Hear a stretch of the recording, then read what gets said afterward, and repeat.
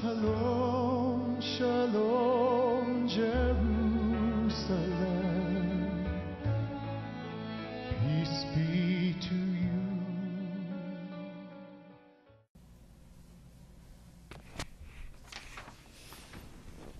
Hi, I'm Neil Snyder. Thank you for joining me for another Snyder Talk video commentary.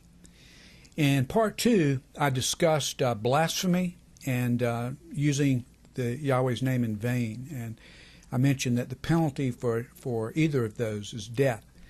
The question of blasphemy came up in Leviticus, and the penalty of death was explained there, and it was in Leviticus 24:16 where it's explained.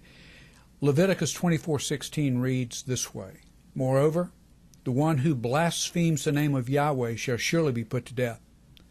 All the congregation shall certainly stone him, the alien as well as the native. When he blasphemes the name, shall be put to death.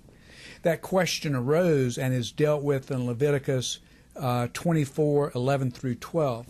An Israelite woman's son had committed blasphemy, so they brought this son to Moses and asked what should be done. And, of course, Moses inquired of Yahweh, and then Yahweh gave him the answer. I want you to think about this for just a second.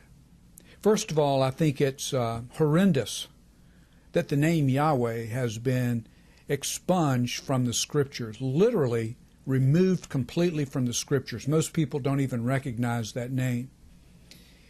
I think it's wrong because we've been commanded to declare the name Yahweh to the world.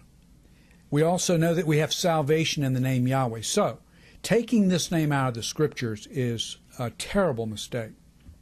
Having said that, though, I want you to think about this. The fact that many people don't know God's name has prevented them from committing grievous errors.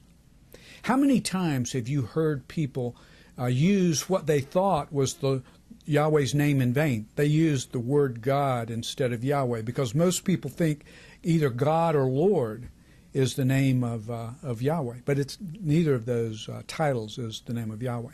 But how many times have you heard people use either of those titles in a curse?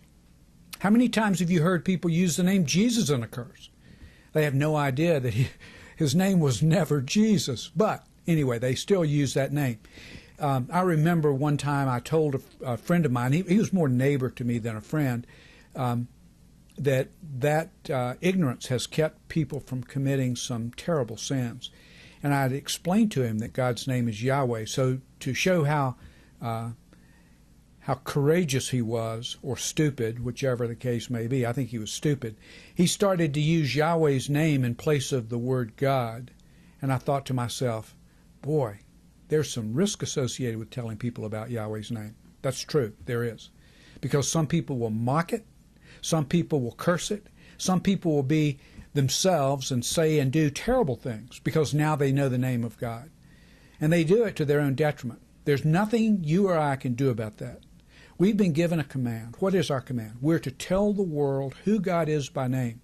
We're to tell the world that we have one Savior. His name is Yahweh.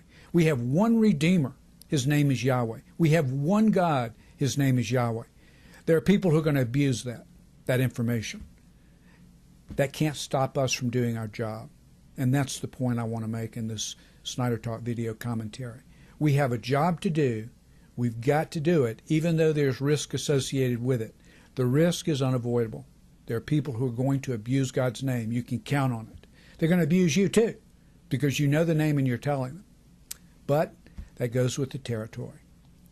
Thank you again for joining me for Snyder Talk video commentary.